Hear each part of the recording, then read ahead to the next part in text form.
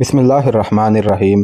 طارق بن زیاد کا لشکر جوں جوں آگے بڑھتا جا رہا تھا، وادی کا حسن پورے سرار اور ڈراؤنا ہوتا جا رہا تھا۔ بعض جگہوں پر خاردار درخت تھے، بعض جگہوں پر تو یہ اتنے گنجان تھے کہ ان میں سے گزرنے کا راستہ نہیں ملتا تھا۔ ان درختوں نے سورج کی کرنوں اور تپش کو زمین تک پہنچنے سے روک رکھا تھا۔ زمین اتنی گیلی تھی کہ جگہ جگہ کیچڑ تھا، جس میں پیادوں کو چلنے میں بہت دشواری محسوس ہو رہی تھی۔ پورے 2 دن اس گھنے جنگل میں سے ہی گزرنے میں گزر گئے۔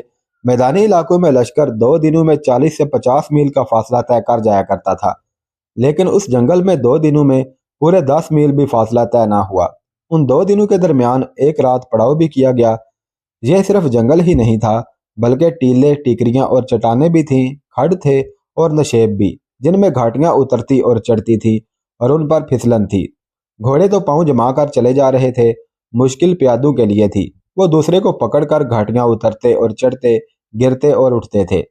سپہ سالار طارق بن زیاد انتہائی خطرناک دشواریوں میں اپنے لشکر کو ہی نہیں بلکہ امت رسول صلی اللہ علیہ وسلم کو نیا راستہ دکھا رہا تھا۔ وہ اپنے لشکر کے ساتھ خاموشی سے نہیں چلا جا رہا تھا، بلکہ وہ لشکر کے ہراول تک گھوڑا دوڑاتا جاتا اور وہاں سے لشکر کے آہر تک جاتا۔ وہ چلا چلا کر لشکر کا حوصلہ بڑھاتا تھا، تمہیں یہ دریا اور یہ ندیاں نہیں روک سکتی، تم پہاڑوں کے جگر چاک کر سکتے ہو، اللہ تمہارے ساتھ ہے، منزل قریب ہے، اللہ کے شیرو تم جنت کے راستے پر جا رہے ہو، پورا اندلس تمہارا ہے، اندلس کے خزانے تمہارے ہیں، اللہ کو یاد کرتے ہوئے چلو۔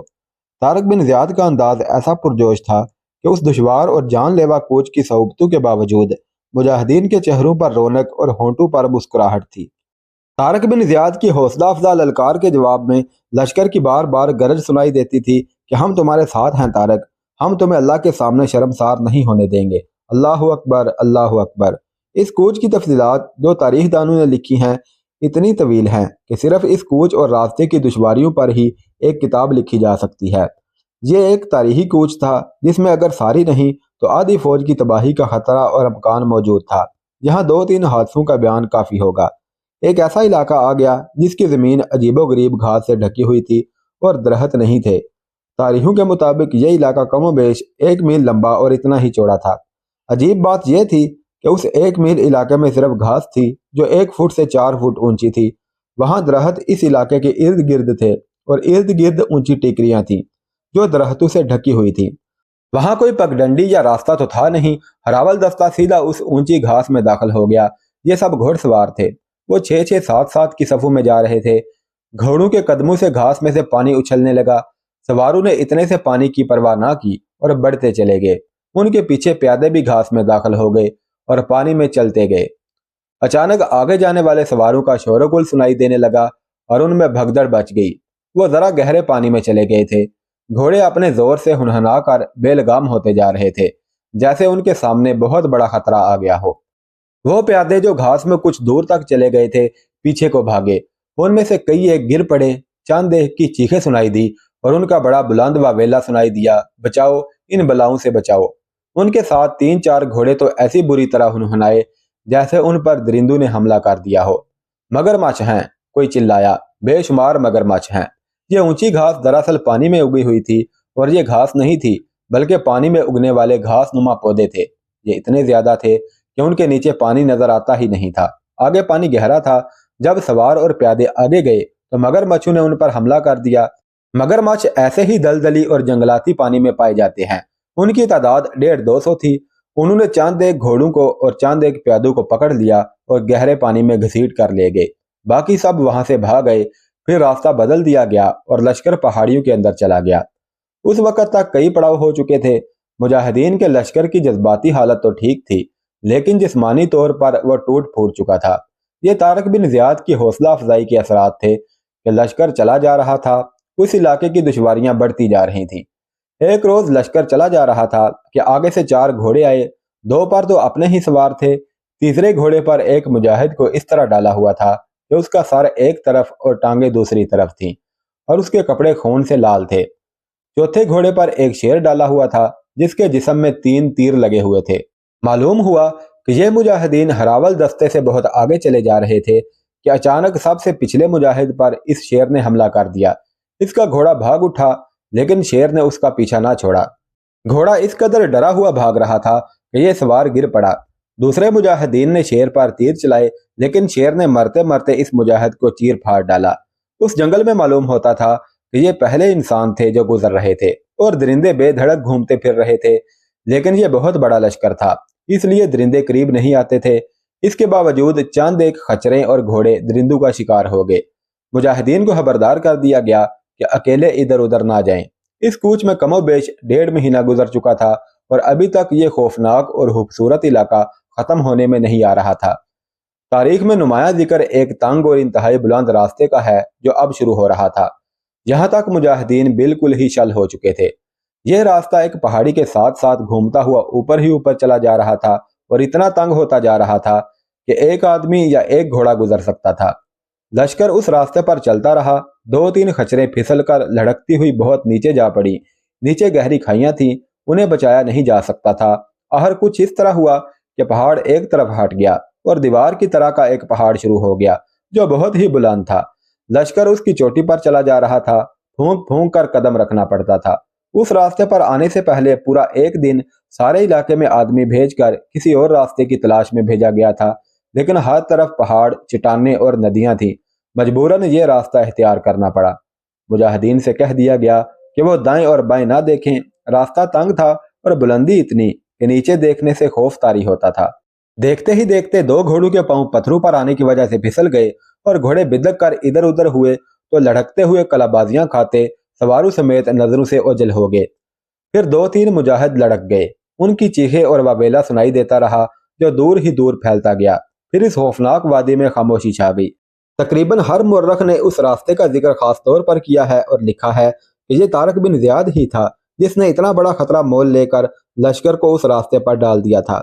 अगर वो लश्कर को उस रास्ते से गुजरने के तरीके और एहतियाती तदाबीर साथ साथ ना बताता रहता तो लश्कर के कई घोड़े और आदमी ज़ाया हो जाते। ये तंग और बहुत ही बुलंद रास्ता 2 दिनों में तय हुआ। रात के वक्त भी लश्कर को चलता रखा गया। वहां रुकना खुदकुशी के बराबर था। अगर रुक जाते तो थकन से गनूदगी तारी हो जाती और यह गनूदगी मुजाहिदीन को ऊपर से नीचे लड़का देती और वो सीधे मौत के मुंह में चले जाते। रात को मशअले जला ली गई थी और चलने की रफ्तार बहुत ही सुस्त हो गई थी। अगला दिन भी चलते हुए गुजरा। रास्ता और ज्यादा तंग और बुलंद होता जा रहा था। लश्कर की अब यह कैफियत थी जैसे मुजाहिदीन ख्वाब में चल रहे हों। एक तो नींद का गलबा था, दूसरा सफर की थकन भी, और अब असाब पर खौफ का असर भी था। लश्कर को 2 दिनों से खाने को कुछ नहीं मिला था और घोड़े भी भूखे और खच्चरें भी भूखी थी। इससे यह खतरा पैदा हो गया था कि जानवर बेकाबू हो जाएंगे। यह सवारों का कमाल था कि उन्होंने जानवरों को काबू में रखा। सूरज गुरूब होने से कुछ देर पहले यह रास्ता खुला होने और नीचे को जाने लगा और फिर यह एक पहाड़ के साथ हो गया। फिर थोड़ा ही फासला आगे यह रास्ता बल खाता हुआ एक वादी में उतर गया जो इतनी कुशादा थी कि यह पूरा लश्कर उसमें समा सकता था। तारक बिन ज़ियाद ने लश्कर को वहीं रोक लिया। वादी बहुत सरसब्ज और शादाब थी। घोड़ों और खच्चरों को चरने चुगने के लिए खुला छोड़ दिया गया। प्यादों का यह आलम था कि वो गिर पड़े और जो जहां गिरा वहीं सो गया। तारक बिन ज़ियाद के हुक्म से उस वादी में 2 दिन पड़ाव किया गया। फिर आगे कूच शुरू हुआ। अब जो इलाका आया वो हमवार नहीं था, लेकिन उसमें वो दुश्वारियां और रुकावटें नहीं थीं जिनमें से लश्कर गुजर कर आया था। एक पड़ाव और किया गया। जो मुजाहिदीन आगे गए हुए थे उन्होंने आकर इत्तला दी कि एक बड़ा शहर जिसका नाम मायदा है 1 दिन की मुसाफत पर है। जिस रास्ते से तारक बिन ज़ियाद गुजर कर आगे निकला उस रास्ते ने इतनी ज्यादा अहमियत हासिल की कि उसका नाम फिजे तारक रखा गया और आज तक ये रास्ता उसी नाम से जाना पहचाना जाता है। फिर वो वक्त आया कि तारक बिन ज़ियाद के लश्कर ने मायदा को मुहासरे में ले रखा था। मायदा का शुमार भी उंदलस के बड़े शहरों में होता था। शुमाली उंदलस में इस शहर को एक खास मुकाम हासिल था। शहर पनाह पर तीरंदाज और बर्चीबाज खड़े थे और वो मुसलमानों को ललकार रहे थे। यूं मालूम होता था जैसे वो इस शहर पर जाने कुर्बान कर देंगे। तारक बिन ज़ियाद शहर के चारों तरफ घोड़ा दौड़ाता फिर रहा था। दीवार हर तरफ से मजबूत लगती थी और साफ पता चलता था कि यहाँ के लोगों के दिल भी इस दीवार के पत्थरों की तरह मजबूत हैं। तारक बिन ज़ियाद ने वहां की जुबान में यह ऐलान कराया कि तुम्हारे लिए बेहतर यह है कि शहर के दरवाजे खोल दो। अगर दरवाजे तुमने खोल दिए तो हम तुम्हें दोस्त समझेंगे और तुमसे कोई तवान और जिजिया वसूल नहीं किया जाएगा, और अगर दरवाजे हमने अपनी हिम्मत से खोले तो फिर तुम्हारे साथ वो सलूक होगा जो दुश्मन दुश्मन के साथ किया करता है। इस ऐलान के जवाब में दीवार के ऊपर से तीर बरसने लगे और उसके साथ ये ललकार कि दरवाजे अपनी हिम्मत से तोड़ लो। तारक बिन ज़ियाद ने दरवाजों पर हमले का हुक्म दे दिया। दिन भर हमले होते रहे लेकिन कुछ नतीजा बरामद ना हुआ। अगली सुबह फिर वही कुछ तो खून होना था, लेकिन शहर का सदर दरवाजा खुला और 4 घुड़सवार बाहर निकले। एक घुड़सवार के हाथ में सफेद झंडा था। उन्होंने करीब आकर पूछा कि तुम्हारा सिपा सालार कहाँ है? हम सुलह की बात करने आए हैं। उन्हें तारक बिन ज़ियाद तक पहुंचा दिया गया। सुलह के लिए आने वाला कलादार खुद था। ऐ सिपा सालार, कलादार ने पूछा, क्या ये सही है कि तू वादी उल हजारा से अपने लश्कर को गुजार कर लाया है? क्यों?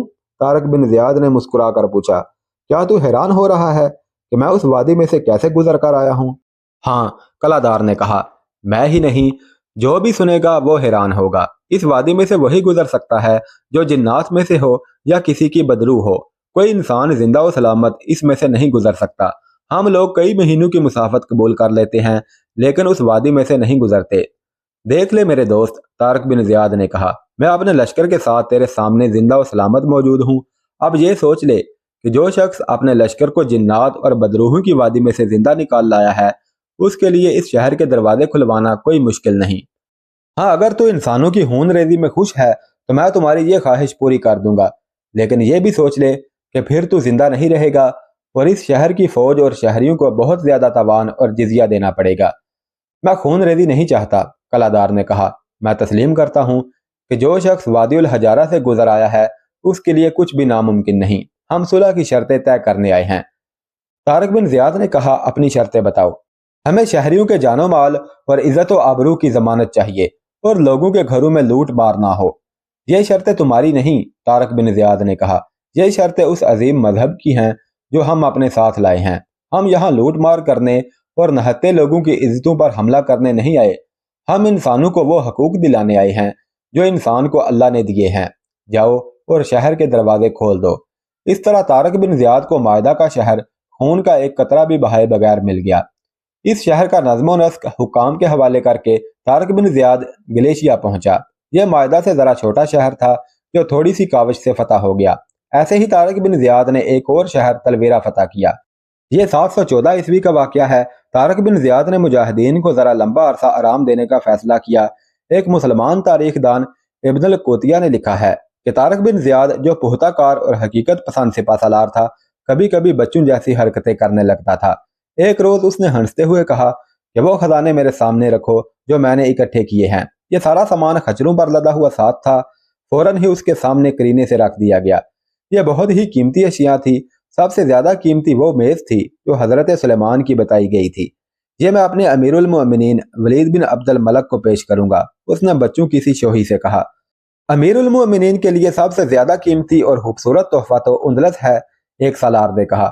उंदलस तो मैंने अल्लाह के हजूर पेश कर दिया है, तारक ने कहा। यह मुल्क अल्लाह के रसूल सल्लल्लाहु अलैहि वसल्लम के लिए है।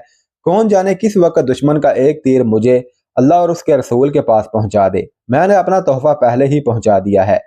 यह चीजें जो सोने और चांदी की बनी हुई हैं और ये हीरे मोती और चमकते हुए बेशकीमत पत्थर दुनिया वालों के लिए हैं, ये जिंदा लोगों के लिए हैं। तारक बिन ज़ियाद फौरन ही जज्बाती कैफियत से निकल आया और उसने बच्चों के से अंदाज से उन तोहफों को अलग अलग करना शुरू कर दिया। ये अपने अमीर मूसा बिन नसीर के लिए है, ये अमीरुल मोमिनीन को पेश करूंगा। तारक बिन ज़ियाद को मालूम नहीं था कि उंदलस के जो इलाके फतह कर लिए गए थे वो किस खतरे में पड़ गए थे। तकरीबन तमाम बड़े शहरों में बगावत शुरू हो गई थी और इधर तारक बिन ज़ियाद ने अपने लश्कर को इतनी दुश्वार गुजार और खतरनाक वादी में दाखिल करके खतरे में डाल दिया था।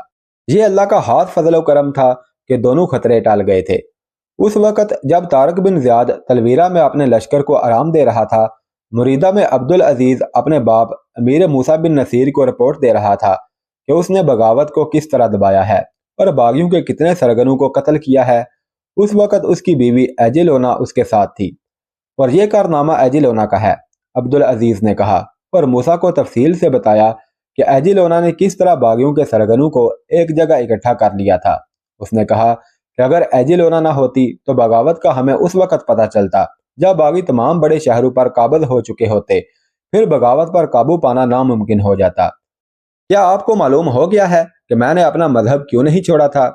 एजिलोना ने कहा, अगर मैं मुसलमान हो चुकी होती तो मैं कुछ भी ना कर सकती। ईसाई और राडरक की बेवा होने की वजह से वो सब मेरे जाल में आ गए। मैं एक बार फिर कहती हूँ कि मुझे मजहब तब्दील करने के लिए ना कहना। और सबसे ज्यादा जरूरी बात यह है कि यहूदियों को काबिल एतमाद कौम समझना छोड़ दो। انہوں نے طارق بن زیاد کو ظاہری طور پر اور درپردہ جو مدد دی ہے وہ انہوں نے اپنے مفاد کے لیے دی تھی۔ وہ شاہ رادرک کا تختہ الٹنا چاہتے تھے کیونکہ شاہ رادرک یہودیوں کو فتنہ پرداز اور شیطان قوم سمجھتا تھا۔ رادرک کی تباہی میں وہ کامیاب رہے۔ اب وہ اس کوشش میں ہیں کہ آپ کی بادشاہی کو قائم ہی نہ ہونے دیں۔ موسیٰ بن نصیر نے ایجیلونا کو خراج تحسین پیش کرنا ہی تھا جو اس نے کیا، اور وہ اس حسین عورت سے اس قدر متاثر ہوا کہ اس پہلو پر دھیان ہی نہ دیا کہ وہ اس کے بیٹے کی بیوی ہے لیکن اسلام قبول نہیں کر رہی، نہ ہی اس کا کوئی ارادہ ہے کہ وہ مسلمان ہو جائے گی۔ طارق بن زیاد کو بھی خبردار کر دینا چاہیے، عبدالعزیز نے موسیٰ سے کہا۔ وہ ابھی تک یہودیوں کو اپنا دوست اور اتحادی سمجھ رہا ہوگا، وہ اکیلا ہے، کہیں دھوکے میں نہ آ جائے۔ طارق کو میں کیا خبردار کروں گا؟ موسیٰ بن نصیر درست لہجے میں بولا۔ وہ سرکش اور نافرمان ہے، وہ دھوکے میں آئے گا، نقصان اٹھائے گا تو ہی وہ کچھ سمجھے گا۔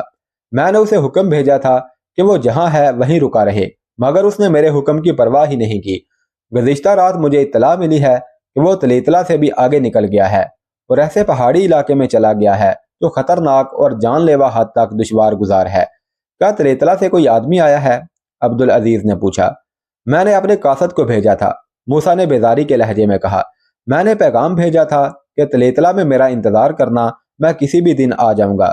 گزشتہ رات قاصد واپس آیا ہے۔ طارق بن زیاد 3 دن پہلے روانہ ہو چکا تھا۔ قاصد کو وہاں سے پتہ چلا ہے کہ طارق بن زیاد نے جو راستہ اختیار کیا ہے وہ بہت خطرناک ہے۔ اسے جولین اور اوپاس نے اس وادی کے راستے جانے سے روکا تھا لیکن اس نے کسی کی نہیں سنی۔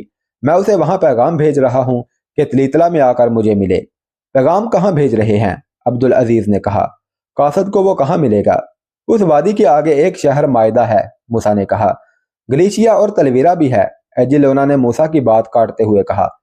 اس خطرناک پہاڑی جنگل کے آگے یہی 3-4 بڑے شہر ہیں۔ میں شاہ رادرک کے ساتھ 3-4 بار اس علاقے میں گئی ہوں۔ ہم نے شیر بھی مارے ہیں اور ایک بار ایک مگر مچھ بھی زندہ پکڑ کر لائے تھے۔ بہت خطرناک علاقہ ہے۔ محفوظ راستہ اس وادی کے باہر سے جاتا ہے۔ قاصد محفوظ راستے سے جائے گا، موسیٰ نے کہا۔ طارق کا ایک بار میرے سامنے آنا بہت ضروری ہے، میں اسے لگام ڈالنا چاہتا ہوں۔ قابل احترام والد، عبدالعزیز نے موسیٰ کو غصے کی کیفیت میں دیکھتے ہوئے کہا۔ طارق بن زیاد کو سرزنش کرتے ہوئے آپ کو خیال رکھنا پڑے گا کہ اس نے اندلس کے فاتح ہونے کا درجہ حاصل کر لیا ہے اور بلا شک و شبہ اندلس کا پہلا امیر طارق بن زیاد ہی ہوگا۔ میں اندلس کا فاتح اسی کو تسلیم کرتا ہوں، موسیٰ بن نصیر نے کہا، لیکن میں ایسے خود سر اور باغی فطرت کے آدمی کو اس ملک کا امیر نہیں بنا سکتا جسے فتح کرتے ہی بغاوتیں سر اٹھا رہی ہیں۔ آپ یہ تو نہیں سوچ رہے کہ طارق بن زیاد آپ کا غلام ہوا کرتا تھا؟ عبدالعزیز نے کہا۔ مجھے شک ہے کہ ایسی ہی سوچ نے آپ کو طارق بن زیاد سے بد ظن کر دیا ہے۔